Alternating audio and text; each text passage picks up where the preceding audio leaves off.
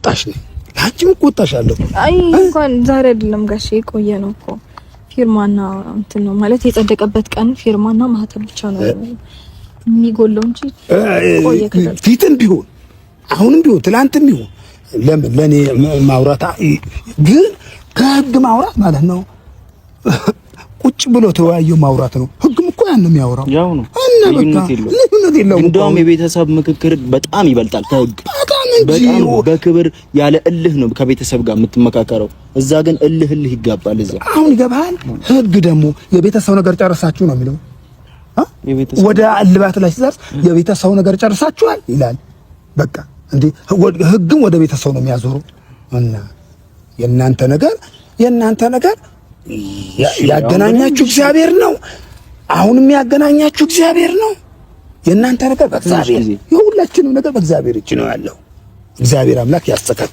ያስተካክልላችኋል ደግሞ ተስተካክሏል አንቺ አላወቅሽም አሁን አልገባሽም ጨርሻ አስተካክየዋል እሺ ያው እንደም አንዳንድ ነገሮች መከራከሽ በቃ እኔ አይ ብያታለሁ ትቆያለች እኔ ጋር ትቆያለች እሷ አይደል ተራዬ ነው ደግሞ አሁን እንዴ ፊርማው ማህተብ ይደረግበት ስትል ተሰማ ሩታ ሰበር ዜና። ሰላም ጤና ይስጥልኝ ክብራንና ክብራን አድማጭ ተመልካቾች በያላችሁበት የዓለም ዳርቻ ሰላማችሁ ይብዛ። ላይክ ሼር ሰብስክራይብ ለሁሉም የሚደርስ አዳዲስ መረጃዎች እንዲደርሷችሁ እላለሁ።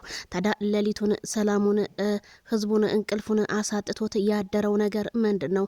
የሩታ ወረቀት ምንድነው? እንዴት ነው እንዴት ሳይነበብ ይሄ ወረቀት በጣም ተንገላታ ከ3 ወር በላይ አስቆጠረ። ምንድነው አዲስ አበባ ጀምሮ እስከ ቡታጅራ ለምን ገባ የሚለው የኮሜንታተሮች ጥያቄ ቢሆንም ግን ይሄ ወረቀት አንድ ቀንም ተነቦ አያቀልንም። ምክንያቱም እነ ጽጌ ጋር እነ ዳንኤል ጋር የደረሰ ነገርም ነበረ፣ ግን አሁንም ላይ እየቀጠለ ነው። ሩታ ግን ፊርማ ማህተብ ይደረግበት ስትል ለጋሽዬ ብታሳውቅም ጋሽዬ ግን እኔ ፊርማም ማህተብም አላስመታም፣ እሱ ይንጣና ልጄን እኔ ገስጬ እይዘዋለሁኝ፣ አንቺን ልጄን እንዴት አርጌ መርቄሻለሁኝ እኮ እያሉ ጋሽዬ ሩታን ቢያባብሏትም ግን ሩታ እየተሰበረ ልብ አይጠገንም እንደሚባለው እኔ ስንቴ ለሱ ማስተካከያ ልስጥ ስትል ብትናገርም ግን ጋሽዬ ለሷ ያላቸው ፍቅርና ለሷ ያላቸው አስተያየት በጣም ደስ የሚል ነገር ስለሆነ ምንም ሊቀበሏት አልቻሉም።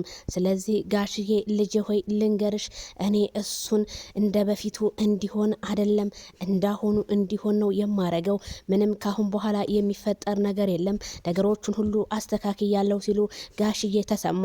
ታዲያ እነ ትክክል እንዴት ይሄ ነገር እንዴት ሊሆን ይችላል? መፋታት አለባቸው። ሩታን እኛ ወደ ሌላ ሀገር እንሰዳታለን ወይም ወደ ዱባይ እናመጣታለን ወይም ወደ አሜሪካን ሲሉ ቢሰማም ግን እነ ትክክል ምንም ሳይሳካላቸው እየቀረ ነው።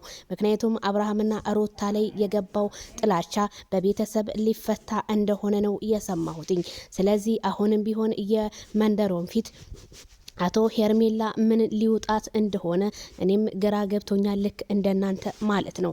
ስለዚህ ሄርሜላ ካሁን በኋላ ከአብርሃም ጋር ያላት ስቴፕ በጣም ሩቅና ሩቅ ሊሆን ነው። ምክንያቱም ሩታና አብርሃም ሊታረቁ ስለሆነ ጋሽዬም እንግዲህ ባየነው ቪዲዮ መጨረሻ ላይ ቢቋረጥም ጋሽዬ ካሁን በኋላ ሩታ እኔ ጋ ነው ደግሞ የምትሆኙ ለኔም ጊዜ ስጪ ሲሏት የአባትነታቸውን ጥግ አሳይተዋል። ታዲያ እኚህ አባት የተከበሩ ጀግና ጋሽዬ እንዴት የማንም ክፍታፍ እየተነሳ እንዴት ሊሰርባቸው ይችላል? እንዴት የሚለው ጥያቄ እኔም አንዳንድ ቲክታክ ላይ የሚሰርቧቸው ሰዎች ግን የህሊና በሽተኛ የሆኑ ሰዎች እንጂ ጤነኛ ሰዎች ጋሽዬን እንደማይናገሯቸው ባለሙሉ ተስፋ ነኝ ስላችሁ ከዚሁ አሳስባለሁ። ታዲያ አሁንም ቢሆን ብዙ ሰዎች ብዙ ኮሜንታተርና ብዙ አድናቂዎቿ እያሉ ያሉት በትናንትናው ዕለት እናቷ ቤት 15 ቀን ብቻ ነው የተቀመጠችው፣ ከዛ በኋላ ግን ወደነ አብርሃም ቤት ነው የተቀመጠችው በአዲሱ ቤታቸው እያለች ነው። እንግዲህ አዲሱ ቤታቸው አረተው እንደዛ አይመስለኝም፣ ግን እኔ እስካሁን ያለችው እናቷ ቤት ነው። ከዛ በኋላ ነው እንግዲህ መሄድ የምትችለው እንጂ እንዴት ዝም ብላ 15 ቀን ተቀምጣ 15 ቀን ምን መጥቶባት ነው ተነስታ ወደ ቤቷ የምትሄደው?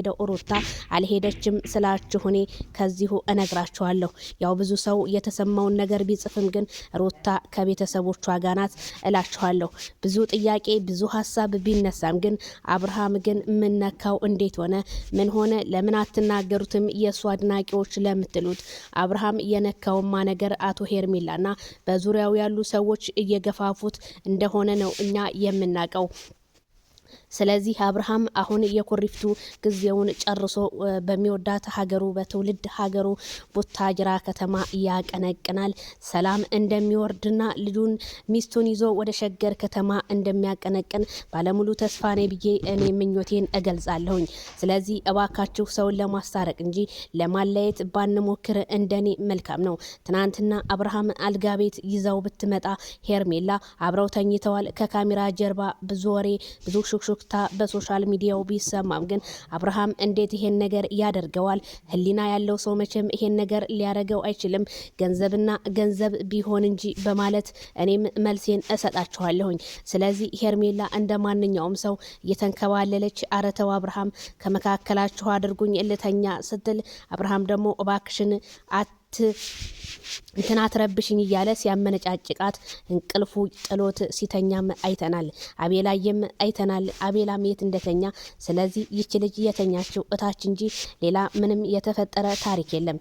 እባካችሁ አንዳንዴ ቪዲዮዎችን አይተን ቶሎ ብለን ለመፍረድ ባንቸኩል መልካም ነው። ነገሮችን ወደ ጎን አድርገን እነሱ የሚታረቁበትን ቦታ ብንፈልግ ነው የሚመስለኝ እንደኔ ማለት ነው። ምክንያቱም ሩታ በጣም ኮሜንትና እንዲሁም ገስት ቲክቶክ ላይ ገብተው የሚያወርዙን ሰዎች ከሀስከበ ትከታተላለች ሲሉ የመረጃ ምንጮቻችን ስለነገሩኝ ማለት ነው። ስለዚህ አሁንም ቢሆን ሩታ እዚህ ጋር ማንም ምንም አይጠቅምሽም። ምክንያቱም ጥሎሽ ነው የሚሄደው እንጂ የሚጠቅምሽ አንድም ኦዲየንስ የለም። የሚጠቅምሽ ግን የልጅሽ አባት አብርሃም ታደሰ ስለሆነ ነገሮቹን ያለፉትን ታሪኮችን ዝግት አድርጋችሁ በአዲስ ላይፋችሁ እንድትጀምሩ የዘወትር ምኞቴ ነው እላችኋለሁ ቤተሰብዬ።